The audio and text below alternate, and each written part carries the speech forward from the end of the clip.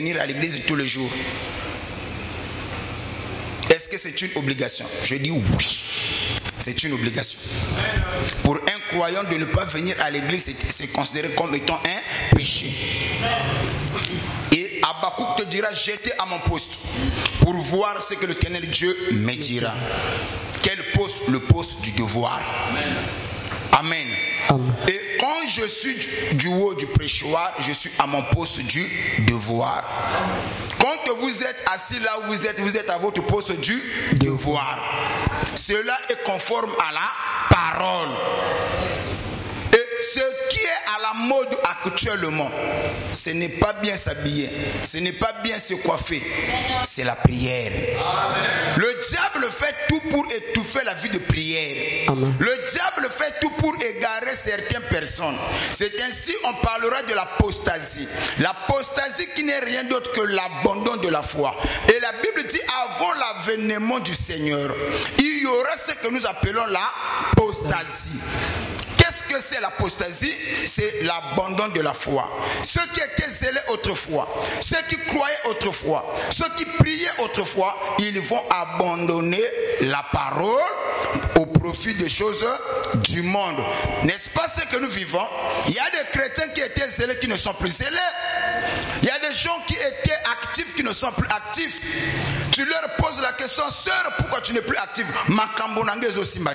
Regardez un peu la bassesse des gens actuellement. Alors, quand on va interroger Paul, Paul te dira, qu'est-ce qui peut me séparer de l'amour de Dieu? Est-ce qu'il y a des tribulations, la famine, la souffrance, les épreuves, les profondeurs, les hauteurs? Il dit, loin de là, ni même la mort, rien ne peut me séparer de l'amour de Dieu. Vous devez aimer Dieu à un niveau où rien ne peut vous séparer avec Dieu. Quand ta foi atteint cette dimension, en ce moment-là, Dieu va se manifester dans ta vie. Amen. Ne priez pas seulement quand ça caille. Ne cherchez pas seulement Dieu quand ça ne marche pas. Ne soyez pas des chrétiens soumis, obéissants, et que quand les choses ne marchent pas, même quand ça marche, soumettez-vous à la parole, obéissez à la parole, et Dieu vous bénira. La Bible dit ceci, ce peuple m'adore par les lèvres, mais dans leur cœur je suis loin. C'est cette génération que nous voyons. Quand il y a un programme au profit de l'église, au profit du peuple, les gens disposent le temps. Quand les gens sont malades, là ils ont le temps. Mais qui cherche Dieu, qui cherche à faire la volonté de Dieu, laissez-moi vous dire, ton attitude, ta façon de le servir, je sais. C'est ainsi, vous voyez, ça je veux le dire comme ça. Dans certaines églises, même ici, tu ne connais pas son attitude vis-à-vis de la parole. La Bible me dit ceci, ne prenez pas part aux œuvres infructueuses du ténèbre, mais plutôt condamnez-les.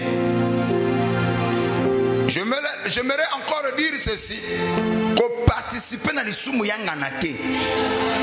Quand tu vois quelqu'un qui prie et que Dieu ne se manifeste pas dans sa vie, ne dis pas que Nzamba est injuste. Non, il y a des chrétiens hypocrites. Il y a des chrétiens qui ont la sanctification au Babengi falsifiée, fabriquée. Ils sont là. Et la plupart des gens, ils ne viennent pas à Dieu pour le louer, pour célébrer, pour le lever. Mais nous venons à Dieu pour nos besoins. C'est quelquefois quand on a un problème qui nous tient à cœur, on dit que là je dois prier, là je dois chercher Dieu. Aimez Dieu de tout votre cœur. Cherchez Dieu de façon rien ne puisse vous empêcher. La Bible est claire à ce sujet. Dieu veut qu'il puisse occuper la première place dans votre vie. C'est ainsi il dit, tu aimeras l'Éternel ton Dieu de toutes tes forces, de toute ton âme, de toute ta pensée. Il veut occuper quelqu'un aime ses parents, sa famille plus que Dieu, la Bible dit qu'il ne mérite pas d'être mon disciple. J'aime ma femme, mais pas plus que Dieu. J'aime l'église, j'aime Dieu plus que tout, parce que je lui dois tout. Je crois que tu vas me donner un amen. Il est l'auteur de la vie. L'idolâtrie n'est pas seulement liée le fait de se prosterner devant la statue. Tout ce que tu places devant Dieu devient un idole pour toi. Il y a des gens qui adorent le travail, les autres adorent l'argent. C'est ainsi que j'avais dit ici, nous sommes à l'âge où Satan se fait adorer par ignorance. Il y en a certains qui adorent leurs problèmes, mais que cela ne soit pas ton cas. Mettez Dieu en première place. Que Dieu soit le centre de votre vie. Je crois que tu allais me donner un amen. Que Dieu soit le centre de notre vie. C'est ainsi, avant de commencer le message, il dira: celui qui perdra sa vie à cause de moi la retrouvera.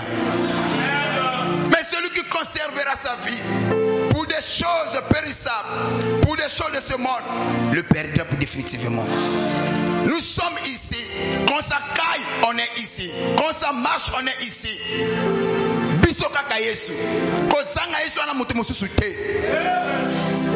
Je crois que tu allais me donner un amen.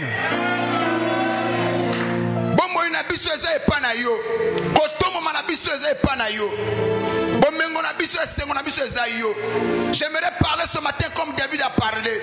La joie de l'Éternel, c'est ça ma force. J'aimerais parler comme Paul a parlé. Je puis tout par celui qui me fortifie.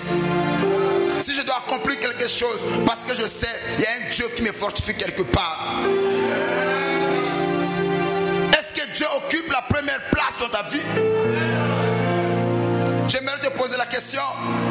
Vous comprendrez, les gens ont foi en l'argent.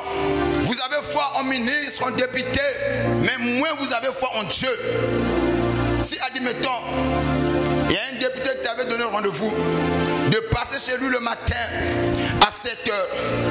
Pensez-vous que tu allais venir en retard?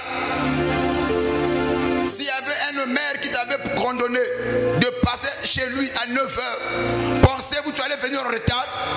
Un ministre, un député, un président, on devait s'arranger pour être là à temps. Mais quand nous venons à l'église, c'est pour rencontrer le divin, le créateur des cieux et de la terre. Je me dois d'être là à temps. C'est lui le roi des rois. Mon attitude aussi définit mon miracle. Laissez-moi vous dire, pour clôturer, avant de débuter, une petite exhortation. Tant que Dieu n'occupe pas la première place dans ta vie, tant que tu ne le respectes pas, certains vont se dire que moi je respecte Dieu. Je ne pense pas. La preuve que tu ne respectes pas la personne, c'est la manière dont tu le traites. Si on respectait Dieu, on le craignait, on l'aimait, on devait être les premiers à être ici à temps.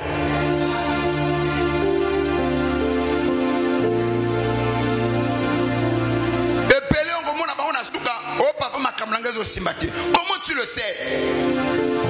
Vous me servirez et moi Dieu je vous bénirai. Écoutez ce qu'il dit. Et j'éloignerai la maladie au milieu de vous. Votre façon de le servir est conditionnée par rapport à la bénédiction que vous aurez de la part du Seigneur. Comment est-ce que vous le servez? Vous me servirez et moi Dieu je vous bénirai. Il va encore plus loin et j'éloignerai. Ça, ce n'est pas le docteur qui parle, ce n'est pas le pasteur, c'est l'auteur de la vie. Et moi Dieu j'éloignerai. Oh my. Qui se dit qui sa maladie non se manière à servir les Zambie. Il y a des gens que Dieu ne peut pas laisser tomber malades pendant longtemps parce qu'ils sont utiles à ses yeux. Les gens comme nous autres là. Si Dieu me laisse tomber malade, si tu penses que je ne suis pas utile, laisse-moi tomber malade. Si tu penses que je ne suis pas utile, permets que le mal puisse m'arriver. Mais qui va nourrir ce peuple? Dis non, pour toi je donne le santé de fer. Je te protège, je te bénis, je suis avec toi. Vous me servirez et moi Dieu, je vous bénirai. Et il va encore plus loin. Et j'éloignerai la maladie.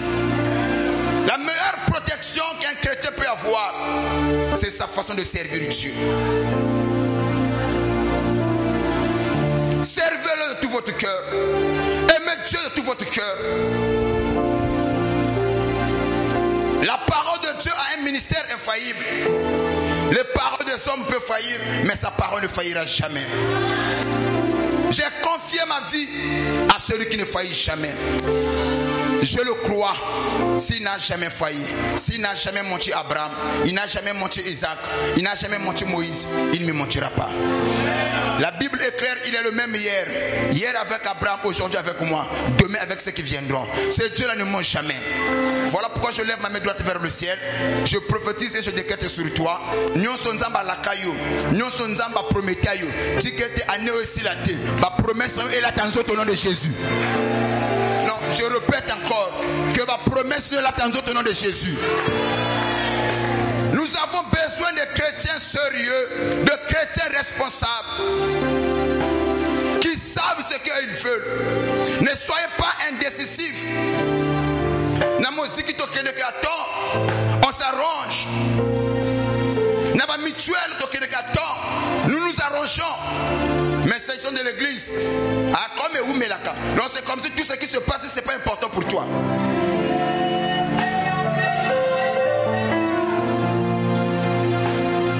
Et la plupart des gens qui viennent en retard, qui au bazoko prioriser ce sont des gens qui sont plus supplétifs. Je veux clôturer pour te dire ceci. Ce que mariage moko salami, fête moko salami, organisation et l'autre moko salami. Regardez na ba boudeur, regardez na ba mécontent. Généralement, ce sont des gens qui n'ont pas contribué, qui ne donnent rien, mais qui viennent seulement pour critiquer. Mais ceux qui contribuent, ceux qui donnent quelque chose, ils savent le poids de la cérémonie. Quelquefois, c'est un constat que moi j'ai déjà fait. Il parle en bon quitté. Kadoni no memaki, il est côté. Malinga li atonda. Faites un peu simba quitté. Il y a pas personne qui va te dire toi tu as apporté quoi? Au même combien de cassés pour soutenir le marié. Mais je connais quelqu'un au nom de Jésus-Christ de Nazareth. À la noce de Canon, quand il arrive, le feu était fini. Il n'a pas murmuré. Il va dire, allez dire à ces gens-là de préparer les vases. Oh my! De mettre de l'eau. Et quand il a prié, l'eau est transformée en vin. C'était sa contribution pour honorer les mariés. Il n'a pas critiqué. Ceux qui donnent ne critiquent pas. Ceux qui contribuent ne critiquent pas. Je suis venu m'adresser aux gens qui veulent contribuer pour l'avancement du royaume. Eux-mêmes, ils se sentiront concernés. À quoi l'église en retard été. Je vois quelquefois le couple, au moins, ils ont de sim, mon bal à sa côté qui, 2 heures du temps, c'est là où la femme a dit, et puis là, où comment le frère, tu es comment? Avant de frère, tu es comment? Moi, si na yo, alia kapanga na yo, asuyo. Donc au télémo ya l'église, ni atika na ndako. Yo comme église au côté. 3 heures du temps plus tard, c'est là où elle est. Mais naibita yangai et ça la matata na ndoto. Yangwana frère ko kamate mokolo moko.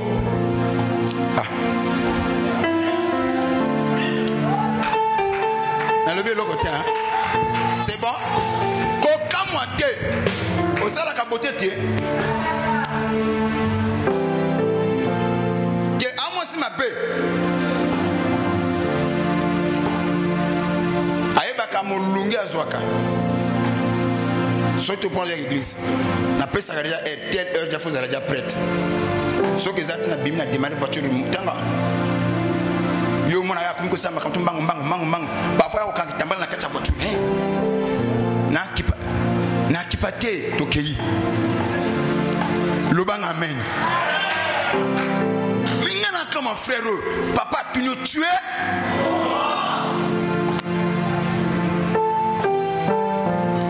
une femme. La femme indisciplinée reflète aussi le comportement de son mari. c'est que son mari n'est pas autoritaire. Il y a besoin de quand je regarde, c'est mon bal à côté. Même il y a moi aussi. Pourquoi mon bal à temple à l'église? Peut-être que mon akoso comme un coco. Il y a les camarades qui écoutent assez pour la côte qui est le bosso. Ils se sont gênés au temple à Nayo.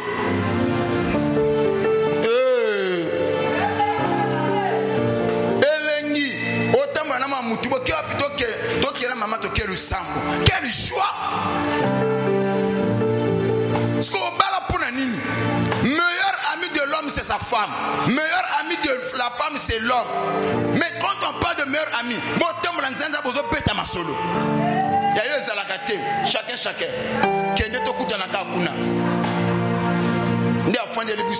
Amen. Pressé. Allons, failleur! Voilà pourquoi en passant, je bénis les académiens, les habitants de l'académicien.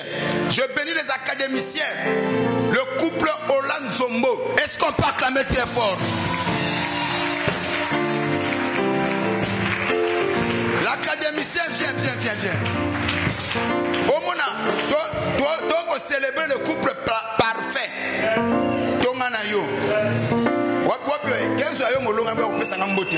Les académiciens.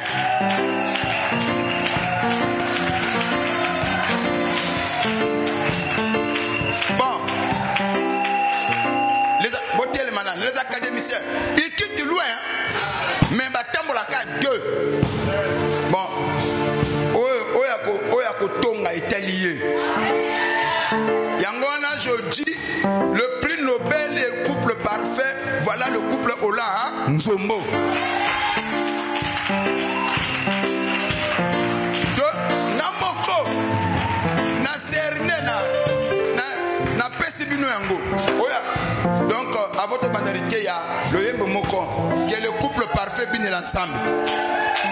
Donc, il y a ma beaucoup petite.